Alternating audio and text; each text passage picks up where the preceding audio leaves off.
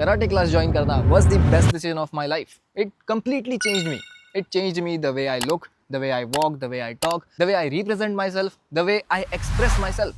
क्योंकि Bruce Lee ने कहा था, martial art is the way you express yourself. लोग आपको कैसे परसीव करते हैं, आप लोगों के सामने अपनी पर्सनैलिटी कैसे रखते हो, कैसे रिप्रेजेंट करते हो, वो होता है मार्शल आर्ट। बट बहुत लोग मार्शल आर्ट को बस फाइटिंग समझते हैं, जो वो फिल्मों में देखते हैं कि हाँ ऐसे पंच करना होता है, ऐसे किक करना होता है, हीरो अगर ऐसे किक मारता है तो उड़ने लग जाता है सामने। तो वो कौन सी टेक्निक्स होती है जो ऐसे फिंगर से लॉक कर देते हैं गर्दन में मार के, तो वैसे वैसे टेक्निक्स लोग देखते हैं और उन्हें लगता है कि वो मार्शल आर्ट है। बट फाइटिंग मार्शल आर्ट का बस एक सरफेस लेवल हिस्सा है, और मार्शल आर्ट फाइटिंग से बढ़कर बहुत कुछ है। बट जो दिखता है ना लोगों को, वही वो मार्शल आर्ट समझने लगता है और उन्हें लगता है कि ये सीखना मतलब हम मार्शल आर्ट सीखेंगे। But the reality is very opposite. Martial art जो आपको कूल चीज़ें दिखती है ना, फाइटिंग में भी जो कूल दिखती है चीज़ें, वो एक्चुअल में वर्क नहीं करती। अगर आप फाइटिंग सीखोगे तो वो it's very dirty and very quick, जो एकदम फास्ट होता है, आपको समझ में भी नहीं आएगा कि एक्चुअली हुआ क्या, वो एक्चुअल में वर्क करता है। बट जो फैंसी मूव्स आप मूवीज़ में देखते हो, वो कई बार रियलिटी में वर्क भी नहीं करते। और इतने साल मार्शल आर्ट्स करने के बाद मैं भी इतना इंस्पायर हो गया, इतना मोटिवेटेड हो गया मार्शल आर्ट्स को लेके, कि जो मज़ा मुझे आ रहा है मार्शल आर्ट्स करने की वजह से, जितनी चीज़ें मैंने सीखी है वो आपको क्यों ना सिखाई जाए, क्योंकि ये मज़ा मैं हर एक को देना चाहूँगा। तो इसीलिए मैं उसके बारे में वीडियोज़ भी बनाने लगा और आपको भी बता रहा हूँ कि कैसे मार्शल आर्ट्स आप भी सीख सकते हो। और इस वीडियो में मैं आपको ऐसे 3 रीजंस दूंगा, ऐसे 3 रीजंस जिन रीजंस की वजह से आप भी मार्शल आर्ट सीखने पे मजबूर हो जाओगे। आपको भी लगेगा कि मार्शल आर्ट्स के बिना ज़िंदगी कितनी रूखी सूखी है, और मार्शल आर्ट सीखने के बाद अपनी लाइफ कितनी बेटर हो सकती है, और हर सबको मार्शल आर्ट सीखना क्यों चाहिए। First, it builds unbreakable confidence. आप ऐसा कॉन्फिडेंस किसी और चीज़ से वैसा बिल्ड नहीं कर सकते। लेट मी एक्सप्लेन क्यों। अगर एक क्रिकेट, फुटबॉल या बास्केटबॉल फील्ड पे लड़ाई हो जाती है प्लेयर्स के बीच में गेम खेलते वक्त, तो वो क्या बोलते हैं, मतलब लड़ाई होती है तो एक दूसरे को धक्का मारना, लात मारना, हाथ मारना, ऐसे ही कुछ चीज़ें होती है। मतलब उस प्रॉब्लम का सोल्यूशन कहाँ मिलता है? एक्चुअल फाइट में जब एक दूसरे को लात घुसे मारेंगे तब उनका ईगो या फिर उनका एंगर शांत होगा। वैसे ही अगर हम मार्शल आर्ट स्कूल में देखें, तो अगर MMA जिम हो तो वहाँ पे ऐसा कोई नहीं बोलता कि बाहर मिल तेरे को देखता हूँ, क्योंकि लड़ाई तो वही होनी है, वही सामने आपके खड़ा है अपोनेंट, वहीं पे मारो, क्योंकि वही तो रिंग है वहाँ पे लड़ने के लिए। तो वहाँ पे ऐसी चीज़ें नहीं होती कि तू बाहर मिल। और जब दोनों मार्शल आर्टिस्ट अच्छे सीखे हुए होते हैं, अच्छे वेल ट्रेंड होते हैं, उन्हें पता होता है कि कैसे करना होता है, बहुत साल हो गए उनको ट्रेन करते करते, तो उनके मन में ऐसा ईगो, ऐसा एंगर आता ही नहीं है, क्योंकि इतनी सालों से वो ट्रेन कर रहे हैं। तो एक दूसरे के मन में रिस्पेक्ट, डिसिप्लिन, वो सारी चीज़ें बिल्ड हो जाती है। उन्होंने देखा है कि जितनी मेहनत मैं करता हूँ उतनी मेहनत सामने वाला भी करता है। और सिमिलरली जब वो एक साथ ट्रेनिंग करते करते स्पारिंग करते हैं, एक दूसरे के स्किल सीखते हैं, देखते हैं कि वो कितना अच्छा कर सकता है, मैं कितना अच्छा कर सकता हूँ, दोनों मिलकर इंप्रूव कैसे कर सकता है, तो वो बॉन्डिंग भी बिल्ड हो जाती है। तो वो ईगो या फिर एंगर नहीं आता कि तेरे को मारूंगा मैं, क्योंकि इतना रिलेशन बिल्ड हो जाता है ना कि अरे तू तो भाई है, तेरे को कैसे मारूंगा। और ये भी सोच लो कि आप दोस्त नहीं, आप एक दूसरे को जानते भी नहीं हो, बट दोनों मार्शल आर्टिस्ट हो, उनके झगड़े होने के चांसेस भी कम होते हैं, क्योंकि दोनों को पता होता है कि दोनों बंदे डेडली है। But on the other hand जो नॉर्मल स्पोर्ट्स वाले बंदे होते हैं, वो बोलेंगे हाँ बाहर मिल तेरे को, ये लड़ेंगे, क्योंकि उन्हें उसका आउटकम नहीं पता है और वो उतने डेडली भी नहीं है। वैसे जैसे वो फाइट करेंगे, वो एक्चुअल जितनी डेडली हो सकती है वो नहीं होगी। बट जब MMA फाइटर्स लड़ेंगे एक साथ आउटसाइड ऑफ द रिंग, वो काफ़ी डेडली और काफ़ी खतरनाक हो सकती है। इसलिए उन्हें वो ऑलरेडी आउटकम पता होता है और वो कभी लड़ाई के डायरेक्शन में जाते ही नहीं है। और जब आप ये मार्शल आर्ट या फिर कोई भी कॉम्बैट स्पोर्ट सीख लेते हो, आप किसी रूम में एंटर करोगे, ऐसे सीना चौड़ा करके जाओगे, आंखों से आंखें मिलाओगे लोगों के, आप डर के या फिर इसी कोने में खड़े नहीं रहोगे, क्योंकि आपको पता है यू आर केपेबल।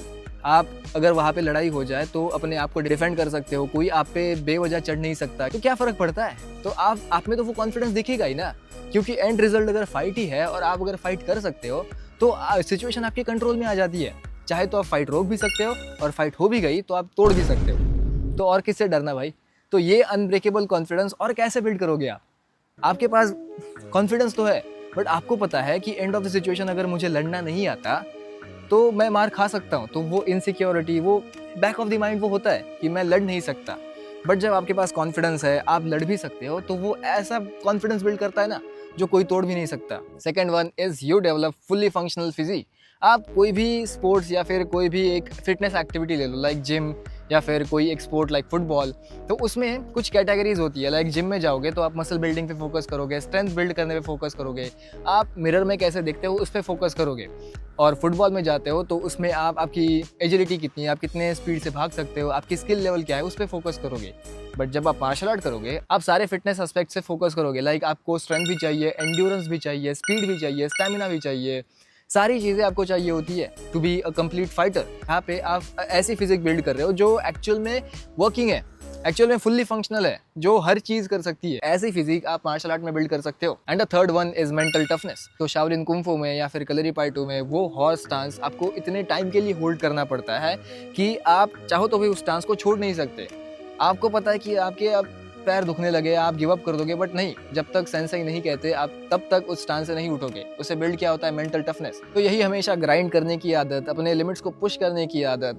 वैसे ही आप जब इतनी सारी ट्रेनिंग करते हो, आप एक दूसरे को ट्रेनिंग करते हुए देखते हो, तो एक दूसरे के लिए रिस्पेक्ट भी बिल्ड होती है कि आपको पता है कि वो एक चीज़ सीखने के लिए आपको कितनी मेहनत लगी है। और अगर आपके साथ कोई और भी ट्रेन कर रहा है तो आप उसकी मेहनत को भी वैलिडेट करते हो कि हाँ भाई, ये भी उतनी मेहनत से, उतनी ही लगन से प्रैक्टिस कर रहा है और उसकी स्किल लेवल भी इम्प्रूव हो रही है। तो आप एक दूसरे के लिए या फिर जो लोग मेहनत करते हैं उनके लिए, उनके टूवर्ड्स आपके मन में रिस्पेक्ट बिल्ड होती है। और इतनी सारी चीज़ें आप मन लगा के कर रहे हो, आप सेंसेई की बात सुन रहे हो, तो उसकी वजह से आपका डिसिप्लिन भी बिल्ड होता है। और ये आपका डिसिप्लिन, मेंटल टफनेस आपको लाइफ में भी बहुत हेल्प करता है। उसी के साथ आप मार्शल आर्ट्स में सिर्फ फाइटिंग नहीं सीखते, तो उसके साथ आप सीखते हो स्पिरिचुअलिटी, क्योंकि उसमें मेडिटेशन, ब्रीदिंग एक्सरसाइजेस बहुत सारी होती है। अगर मेडिटेशन करोगे तो आप मेंटली काम हो जाओगे, आपको उतना गुस्सा नहीं आएगा, आप खुद को कंट्रोल करना जानोगे। ब्रीदिंग एक्सरसाइजेस करोगे तो आप अपनी ब्रीदिंग पे कंट्रोल कर पाओगे। और जब आप अपनी ब्रीदिंग पे कंट्रोल कर सकते हो, you can control your mind, body and emotions. मतलब सारा कंट्रोल आप बस ब्रीदिंग पे कंट्रोल लाने से कर सकते हो। और ये कॉन्शियसनेस बिल्ड करने के लिए आपको करनी होती है मेडिटेशन, ब्रीदिंग एक्सरसाइजेस, और ये सारी चीज़ें भी मार्शल आर्ट्स में इंक्लूडेड होती है। अगर आप सही जगह से सीख रहे हो तो ये मेंटल एस्पेक्ट्स भी आपको सिखाए जाएंगे, जैसे ट्रेडिशनल मार्शल आर्ट्स में सिखाए थे, शाओलिन कुंफू में, कलरीपायटू में, कराटे में। मतलब आप स्पिरिचुअली भी इवॉल्व हो गए। और बचा ही क्या है आपको सीखने के लिए? मतलब लाइफ में जितने भी एस्पेक्ट्स आपको ज़रूरी है एक बेटर लाइफ जीने के लिए, वो सारी चीज़ें मार्शल आर्ट्स कवर कर लेता है। तो आपको हर एक चीज़ सीखने के लिए हर एक अलग अलग टाइप का फॉर्म या फिर अलग अलग चीज़ सीखने की ज़रूरत नहीं है। सब कुछ आप एक ही जगह पे सीखोगे। और इतने सारे बेनिफिट्स सुनने के बाद भी अगर आपका खून नहीं खोल रहा कि अभी स्टार्ट करना है मुझे, तो और क्या ही बोलूँ मैं। मतलब आप कितने आलसी हो। 2024 ऐसे ही निकल गया, तो 2025 में तो कुछ एक्शन लो, वरना ये भी यूँ निकल जाएगा और आप बस बेड पर बैठे बैठे ये वीडियो देखते रहोगे, बाद में दूसरा वीडियो देखोगे और कुछ एक्शन नहीं लोगे। अब मैंने इतनी सारी इन्फॉर्मेशन दी है, बस इन्फॉर्मेशन दे के नहीं जाऊँगा, बट एक प्लान ऑफ एक्शन भी दूंगा कि आपको ये करना है तो कैसे करोगे आप। अब इन्फॉर्मेशन का एक्सेस सबके पास है, क्योंकि इंटरनेट सबके पास है। आप इन्फॉर्मेशन लेने के लिए, सीखने के लिए बहुत सारे प्लेटफॉर्म्स हैं जहाँ से आप सीख सकते हो। बट टाइम भी एक लिमिट होती है ना। सबको एक ही काम तो है नहीं कि बस मार्शल आर्ट सीखना है, अपने रोज़ के काम भी होते हैं। कोई स्टूडेंट है, कोई जॉब प्रोफेशनल है, अपना करियर बनाना है, बहुत सारे और भी काम होते हैं। तो वो सब ध्यान में रखते हुए कि एक लिमिटेड टाइम में हम ये फास्ट सीखने के लिए मैं आपको एक चैलेंज दे रहा हूँ, 30 डेज मार्शल आर्ट्स चैलेंज। उसके लिंक मैं डिस्क्रिप्शन में रखूंगा। आपको बस उस चैलेंज को ज्वाइन करना है और उस चैलेंज में आप हर रोज़ मार्शल आर्ट्स के बारे में सीखोगे, एकदम बेसिक से। आपको अगर कुछ भी नहीं आता तो भी आप सीख सकते हो, एकदम बेसिक वार्म अप से। मोबिलिटी, स्ट्रेंथ एंड कंडीशनिंग की, बॉडी वेट वर्कआउट्स कैसे होते हैं, मोबिलिटी कैसे इंप्रूव करनी है, मेडिटेशन, ब्रीदिंग एक्सरसाइजेस, सब कुछ एक साथ। उसी के साथ एक्चुअल फाइटिंग भी सीखोगे कि पंच कैसे करना होता है, किक कैसे करनी होती है, एक स्ट्रीट डिफेंस कैसे करना होता है आपको, कि नॉर्मली अटैक कैसे होता है स्ट्रीट पे, उससे डिफेंड कैसे करना है खुद को, सामने वाले को मारना कैसे, फुटवर्क कैसे करना होता है, फास्ट कैसे होना है। बहुत सारी चीज़ें आप बस इन 30 दिनों में सीखोगे। तो अभी एक्शन नहीं लोगे तो कब लोगे? और ये मत पूछना कि क्या मैं कर सकता हूँ, मतलब मैं अंडरवेट हूँ, मेरा वेट बहुत ज़्यादा है, मैं लड़की हूँ, या फिर मैं अब मेरी एज बहुत ज़्यादा है। तो ये सारे सवाल मत पूछो। मार्शल आर्ट सीखने के लिए कोई एज लिमिट नहीं है, बस यहाँ से आना चाहिए कि मुझे हाँ सीखना है।